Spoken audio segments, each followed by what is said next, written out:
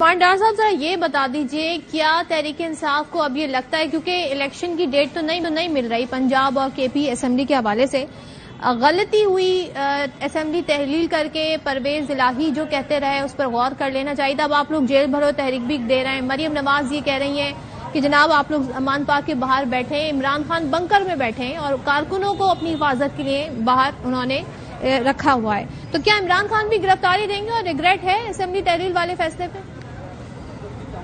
دیکھیں بالکل کوئی ریگریٹ نہیں ہے، کوئی افسوس نہیں ہے، اور میں سمجھتا ہوں کہ کپتان عمران خان کا زبردست فیصلہ تھا دونوں صوبوں کی اسمبلیوں سے نکلنا، چھوڑنا، تحلیل کرنا، اور کم از کم مجھے دلی خوشی ہے بطور پاکستان تحریک انصاف ورکر کہ اب ان کا چہرہ کہ کس طرح سے یہ آئین اور قانون کی دھجیاں بکھیر رہے ہیں اور آئین شکنی کی طرف یہ جا رہے ہیں 90 روز کے الیکشن نہ کروانے کی صورت میں۔ لیکن مجھے نظر آ رہا ہے اگلے ہفتے لاہور ہائی کورٹ سے پنجاب کے لیے الیکشن کی تاریخ بھی آ جائے گی،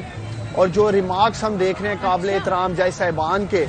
انشاءاللہ تعالی ہمیں لاہور ہائی کورٹ سے پوری انصاف پر اور آئین اور قانون کی بالادستی کے لیے فیصلہ آتا نظر آ رہا ہے۔ البتہ یہ بھاگ رہے ہیں الیکشن سے، رائے فرار اختیار کر رہے ہیں۔ ایک دور تھا کہتے تھے جی نون لیگ کی ٹکٹ چل گئی ہے، آج نون لیگ کی کوئی ٹکٹ لینے والا نہیں ہے۔ آپ زمان پاک کے باہر آئیں، اپنے کیمرہ مین کو دکھائیں، ایک حلقے میں 2 درجن امیدوار ہیں۔ پنجاب کے پی میں سولڈ آؤٹ ہو چکی ہے P T I, tickets house full لکھ دیا ہے۔ ہمارے لیے فیصلہ کرنا مشکل ہے کہ کس امیدوار کو ٹکٹ دیں کس کو نہ دیں، اتنے زبردست کینڈیڈیٹس ہیں۔ دوسری طرف ایک ویو ہے، لوگ اپنے ووٹ کے ٹھپے کی طاقت سے انقلاب لانا چاہتے ہیں، گرفتاری آپ لوگ دیں گے اس ملک میں، قیادت بھی دے گی، خان صاحب بھی دیں گے، سب تیار ہیں، اس کا آغاز ہوگا؟ دیکھیں سب تیار ہیں۔ یہ رانا ثناء اللہ بزدل وزیر داخلہ اسلام آباد میں بیٹھ کے بڑھ کے مارتا ہے، ہمت ہے تو آئے نا زمان پارک کے، بیٹھے ہیں ہم یہاں باہر بیٹھے ہیں اپنے کپتان کی ہم سیکیورٹی کے لیے، کوئی آئے تو صحیح ان میں سے۔ ان کی کانپیں ٹانگتی ہیں نہر کے باہر سے گزرتے ہوئے، ان کی کانپیں ٹانگتی ہیں پاکستانیوں، زمان پارک کا نام سنتے گھبرا جاتے ہیں۔ تو یہ صرف بڑکیں لگا سکتے ہیں۔ اب الیکشن یہ ذہنی طور پہ ہار چکے ہیں، عمران خان سے شکست مان چکے ہیں پاکستانیوں یہ لوگ ذہنی طور پہ، تو اس لیے یہ الیکشن سے بھاگنے کی کوشش کریں گے، لیکن ہم انہیں بھاگنے نہیں دیں گے صدف، ہم انہیں بھاگنے نہیں دیں گے۔ 90 روز کے بعد لاہور اور پنجاب اور خیبر پختونخوا کی سڑکوں پہ دما دم مسک اندر ہوگا اگر الیکشن نہیں ہوگا تو۔ ٹھیک ہے عامر ضیاء صاحب، سر آپ یہ جو ان کی تحریک شروع کرنے جا رہے ہیں آپ اس کو دیکھتے ہیں مٹیریلائز ہوتے ہوئے، اور مریم نواز آج بھی دہرا رہی تھی، عمران خان کو کہہ رہی تھی یہ فتنہ ہے، سیاست سے باہر کرنا ہوگا، تو یہ تو بڑی ایکسٹریم پوزیشن ہے، کیا اس کا نتیجہ آپ کیا دیکھ رہے ہیں؟ دیکھیں یہ تو مریم صاحبہ کی خواہش نہیں ہے، نون لیگ کے بہت سارے قائدین ان کی خواہش ہے کہ عمران خان کے اوپر سیاست کے دروازے بند کر دیے جائیں، اور اس میں سمجھتا ہوں کہ نواز شریف صاحب پیش ہیں، اس میں پورا شریف خاندان چاہتا ہے، کیونکہ انہیں پتا ہے کہ اگر کوئی اس وقت کہتے ہیں نا اس کے خلاف کوئی آواز ہے، کوئی واقعی آواز ہے مخالفت میں، عمران خان کی ہے، ظاہر ہے اس کے لیے کسی بھی حد تک جانے کے لیے تیار ہو، اور آپ جب بھی دیکھیں۔ لیکن جو دلچسپ بات ہے اور قابل غور بات ہے وہ یہ کہ ان پہ عمران خان پہ کیسز کیا لے کر آ رہے ہیں، وہ کیسز اتنے مذائقہ خیز ہیں کہ آپ ایک طرف دیکھتے ہیں کہ اربوں روپے کی کرپشن ہے اور اس پہ معافی ہو گئی ہے اور وہ نیب کے قوانین تبدیل ہو گئے، لیکن عمران خان پہ کیا لے کر آتے؟ توشہ خانہ، اس توشہ خانہ میں اس کی خیر توشہ خانہ تو بہت معمولی کیس ہے، لیکن اس میں بھی ان کا جو سکور کارڈ ہے پی ڈی ایم کے رہنماؤں کا کہیں بڑا ہے، اگر آپ اٹھا کے موازنہ کر کے دیکھ لیں، کیونکہ ظاہر توشہ خانہ کے جو تحائف ہیں وہ ان لوگوں نے بھی لیے ہیں، بلکہ اللیگلی لیے، جو گاڑیاں جو ہیں وہ تو لینے کا حق ہی نہیں ہوتا، پھر بھی گئی ہیں، ہمیں پتہ ہے۔ اچھا دوسری بات یہ کہ پھر باقی کیس ہے، فورن فنڈنگ کا کیس، وہ کوئی کیس نہیں بنتا، بہت ہی ایک معمولی سا کیس ہے، بلکہ معمولی سا کہ ایک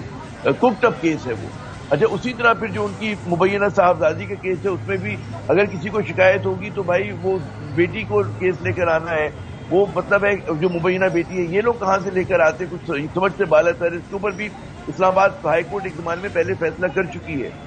تو یہ کس طرح سے پھر جو عمران خان پہ ان کے ساتھیوں پہ جو کیسز آ رہے ہیں وہ بدعنوانی کے نہیں آ رہے، وہ بات کرنے پر آ رہے ہیں، وہ گفتگو کرنے پر آ رہے ہیں، بیان دینے پر آ رہے ہیں، نقطہ نظر کے اظہار پر آ رہے ہیں، تو اس کا مطلب ہے کہ ان کے پاس کوئی ٹھوس وہ نہیں ہے، کوئی ان کے پاس کہتے ہیں نا کہ مقدمات جس کی وجہ سے ہی ان کو آؤٹ کریں، لیکن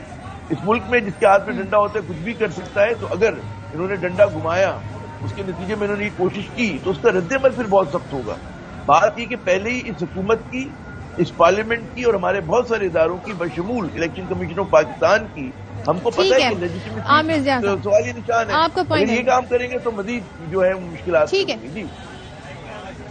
ٹھیک ہے عامر زیاں صاحب کا پوائنٹ آ گیا۔ اب یہاں پر ہم ظاہر ہے آج کا ایک اہم خبر آج کی بھی رہی، پرویز مشرف صاحب دبئی میں انتقال کر گئے، ان کا 8 سالہ اقتدار اور ان کی ملک کے لیے خدمات کے حوالے سے بھی، ان کی شخصیت کے حوالے سے بھی پروگرام میں ہم کامنٹ انکلوڈ کرنا چاہیں گے۔ بریگیڈیئر حارث عواد صاحب، آپ نے ان کے ساتھ کام بھی کیا ہے، کیسے احاطہ کریں گے ان کی خدمات کا جو ملک کے لیے رہی ہے اس کا؟ صدف، ایک تو نہایت افسوسناک خبر ہے یہ ان کی وفات کا، اور اللہ تعالیٰ ان کی جوار رحمت میں جگہ دے، منزل قبر میں تمام روشنی ہو۔ لیکن بات یہ ہے کہ he was an excellent human being, professional commander اور ہر ایک پہ ٹرسٹ کرنے والے، سب سے بڑی یہ بات تھی۔ انہوں نے پاکستان کے لیے بہت کام کیے ہیں، ڈیولیوشن آف پاور آپ دیکھیں، وومن امپاورمنٹ دیکھیں، وہ انہوں نے کیسے کیا۔ پنجاب میں اور کی ساری اسمبلیوں میں جو سیٹ ہے ایم این ایز کی اور ایم پی ایز کی، لیڈیز کی کتنی زیادہ سیٹ بڑھائی، اور سب سے بڑا میرے خیال میں کہ ہمارے میڈیا کو انہوں نے کتنی آزادی دی، کتنے چینل بنائے، موبائل سروس باہر سے کتنی آئی، انویسٹمنٹ آئی۔ پاکستان اکنامکلی اس وقت بہت زیادہ ترقی میں تھا، یہاں تک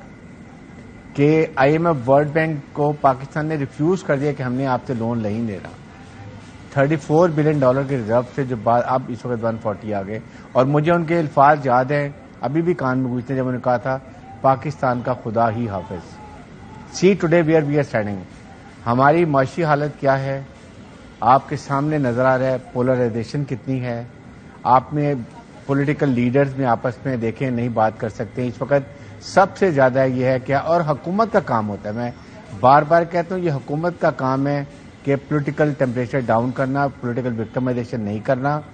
اور اس وقت دنیا کو بتائیں کہ ہم ساتھ کھڑے ہیں ٹیررزم میں بھی اور اکنامک ریوائول کے لیے بھی، وہ بھی ہم نہیں کر رہے ہیں۔ اور اس وقت پھر اس کے بعد جنرل مشرف کو جو سزا دی گئی، اب یہ دیکھیں کہ یہ پاکستان کے آئین قانون میں ہے ہی نہیں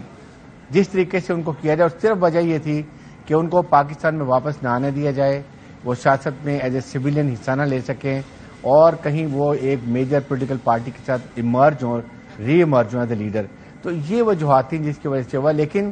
میرے خیال میں ان کے اس دوران میں جو ڈیولپمنٹ ہوئی ہے، جو انہوں نے کام کیے ہیں، یہ پاکستان کو یاد رکھنا چاہیے۔ پاکستان میں نوجوان، بڑے،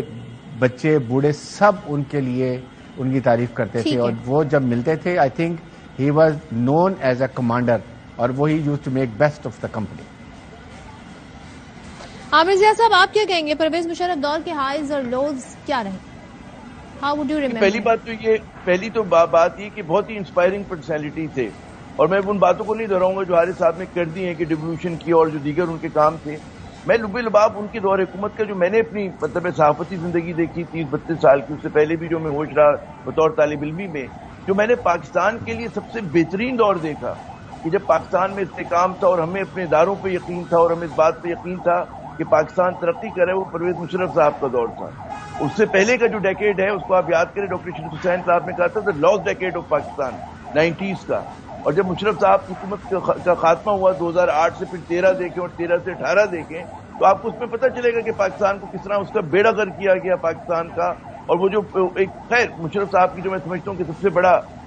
جو این آر او انہوں نے دیا کرپٹ پولیٹیشینز کو، جس کو انہیں بھی احساس تھا کہ انہیں نہیں کرنا چاہیے تھا یہ چیز، وہ میرے خیال میں ان کی وہ غلطی تھی کہ جو پورے پاکستان کو اس کی سزا بھگتنی پڑی ہے، اور اس کی وجہ سے میں سمجھتا ہوں کہ بہت نقصان ہوا۔ لیکن جو لب لباب اوور آل اگر آپ ان کی شخصیت دیکھیں، کشمیر کاز، میں آگرہ میں تھا جب ان کے مذاکرات ہوئے تھے، جس طرح سے مشرف صاحب نے کشمیر کے کاز کو وہاں پر رکھا تھا، بات کی تھی، جم کے بات کی تھی بھارتی میڈیا کے سامنے، ان کی قیادت کے سامنے، پھر وہ جس انٹرنیشنل فورم پہ پاکستان کی نمائندگی کرتے تھے بہت ہی آرٹیکولیٹ، بہت ہی پیشن کے ساتھ، اور وہ کیونکہ ان کا اتحاد مڈل کلاس تھا، وہ لوگوں کے ساتھ ربط و ضبط اسی طرح سے بڑھا لیا کرتے تھے کہ وہ لگتا نہیں تھا کہ وہ آپ سے اوپر سے آ کے بات کر رہے ہیں۔ ان کا جو ایک وہ ہوتا تھا کہ ان کا دوستانہ لہجہ ہوتا تھا بات کرنے کا۔ تو خیر بڑی خوبیوں کے مالک تھے، اور خدا ان کو غریق رحمت کرے، کروٹ کروٹ جنت نصیب کرے۔ جی